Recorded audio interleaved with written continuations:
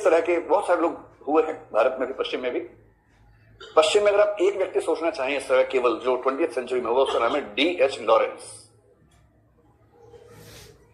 तो आप कह सकते हैं कि ऐसे भारत में, पश्चिम में कई लोगों का मानना है कि अच्छे जीवन का मतलब है मौज मस्ती वाला जीवन, भोग से भरा जीवन, इंद्रिय सुखों से भरा जीवन।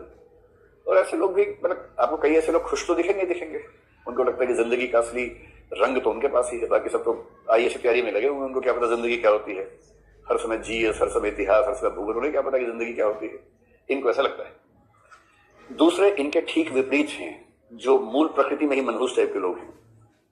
वो कहते हैं कि जिंदगी का मजा है वैराग्य में, जितना हो सके सुखों से दूर रहो, इच्छाओं से दूर रहो। इच्छाएं मन में आनी ही बंद हो जाएं तो समझो कि आप जीवन के सबसे अच्छे स्तर पे हैं। आपको इच्छाएं परेशान ही नहीं करती। बाकी लोग तलब से मरे जा रहे हैं और आपको तलब होती ही किसी चीज की। एक आदमी सुबह उठते चाय नहीं मिल रही है, मैं पागल हो जाऊंगा, चाय नहीं मिल रही। एक बेचारा चाय के अधीन है। जब कोई कहता ना कि मैं वही करता हूं जो मेरा मन कहता है, इसकी व्याख्या ये लोग कहते हैं कि इसका मतलब सिर्फ इतना है कि आप अपने मन के अधीन हो। और हम अपने मन के अधीन नहीं है।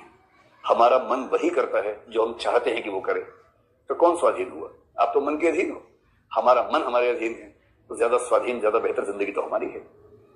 तो जो लोग वैराग्य वाले रास्ते पर चलते हैं, उसमें अगर आप भारत की बात करें तो जो जैन दर्शन है, बुद्ध थे, ये सब लोग उसी रास्ते पर चलने वाले लोग हैं। इनको लगता है कि सुखों से जितना दूर हो सके दूर रहे। बुद्ध ने कहा ये सर्वम दुखम दुखम, हर चीज दुखमय है, सुख एक भ्रांति है। उस भ्रांति में जो भी डूबेगा उसका वही हर्ष होगा जो गुड़ से चिपके हुए चींटे का होता है।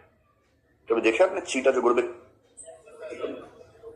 चींटा गुड़ के पीछे ऐसा पागल होता है, गुड़ के अंदर घुस जाता है पूरा का पूरा, और फिर सिंगल पीस बाहर नहीं आता है, टुकड़े टुकड़े होकर बाहर निकलता है। ये बुद्ध ने एग्जाम्पल दिया था।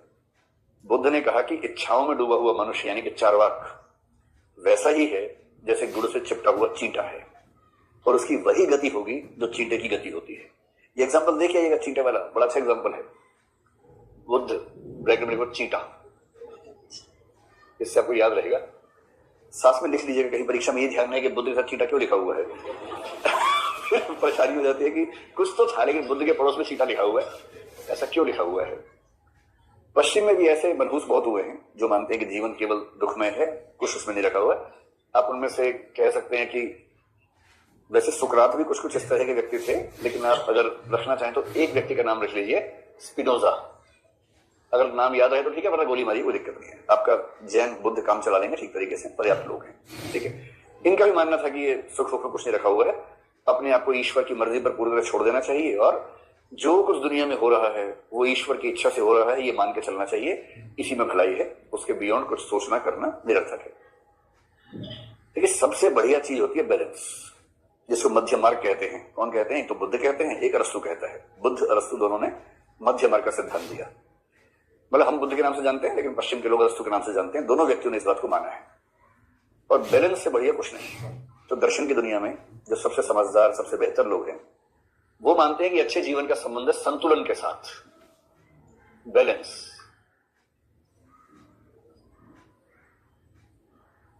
और कोई कितना भी जोर लगा ले, अंततः उसको चलना पड़ता है मध्य मार्ग पर ही। अंतर इतना ही, कुछ लोग आपको मिलेंगे कि मैं मध्य मार्गी नहीं हूं, मैं क्रांतिकारी हूं, मैं ये हूं, मैं वो हूं, ऐसी सी बात करेंगे, पर वो सब ड्रामे ज्यादा है।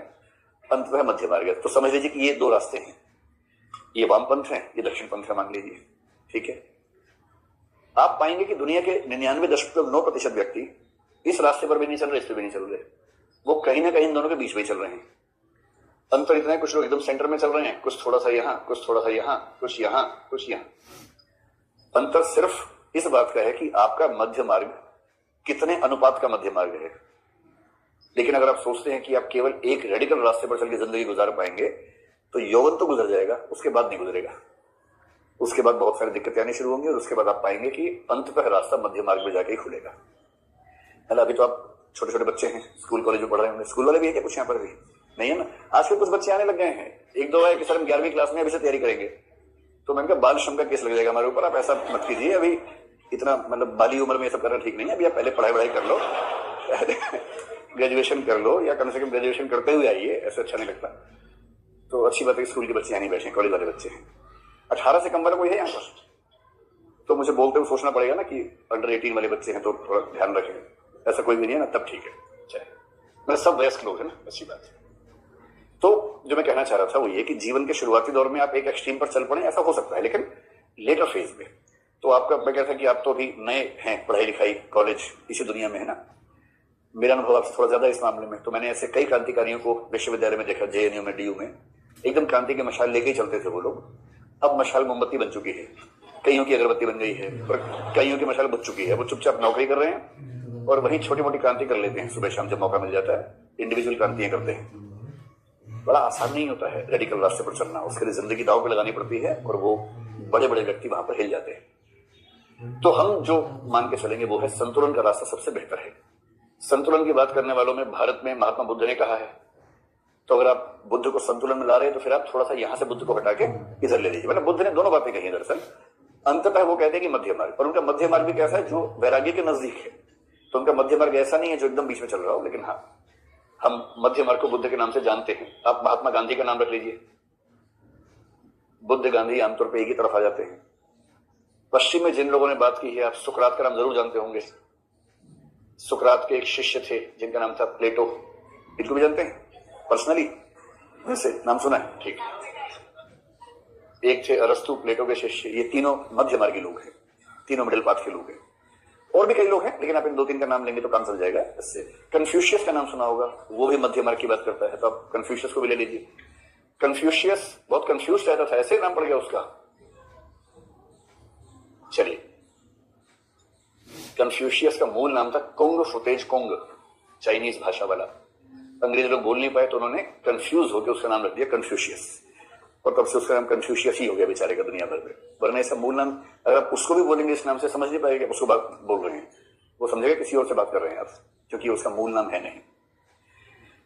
अब सवाल है, ये तो पता लग गया किस किसने क्या कहा है, लेकिन अगर कोई आपसे पूछे कि अच्छा जीवन होता क्या है, इतने बताएंगे जो अरस्तु ने कहा वो होता है, तो बताओ ना क्या होता है, अच्छा जीवन क्या है।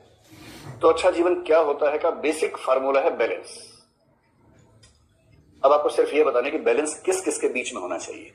ये सिंगल बैलेंस नहीं है कि दो को बैलेंस कर दे, कई मल्टीपल चीजों को बैलेंस करेंगे तो आपका जीवन बनेगा बेहतर, शानदार।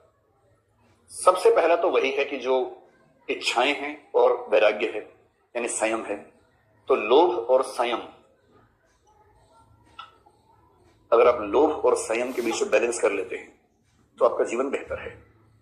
जो सिर्फ लोभ के रास्ते पे जाएगा वो बनेगा चार्वाक, ठीक, रोज रात को 4 बजे तक धुत रहेगा, फिर डगमग डगमग घर पहुंचेगा सुबह 4 बजे के आसपास। जब मुर्गा जागेगा तब वो सोएगा, फिर दोपहर को उठेगा और वो कहेगा कि मेरी जिंदगी जैसी है वैसी किसी की नहीं।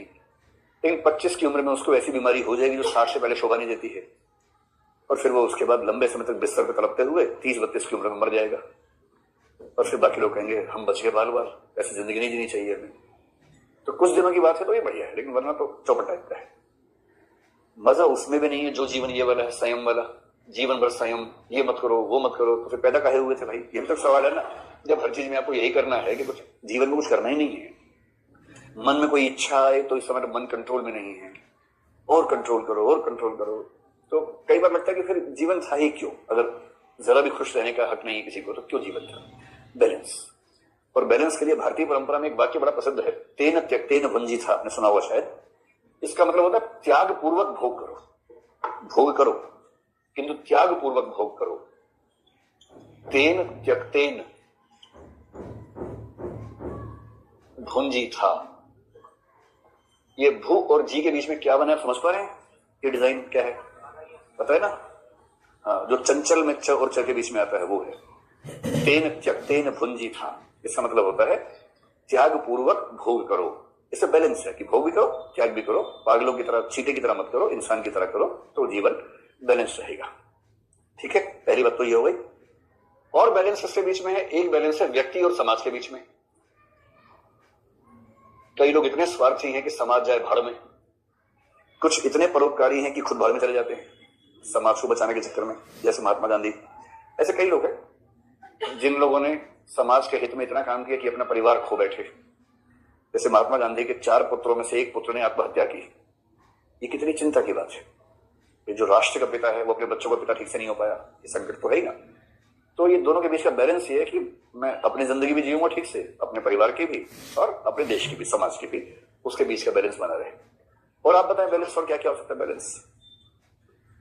एक बैलेंस होता है कि आप जो कार्य करते हैं और आपका जो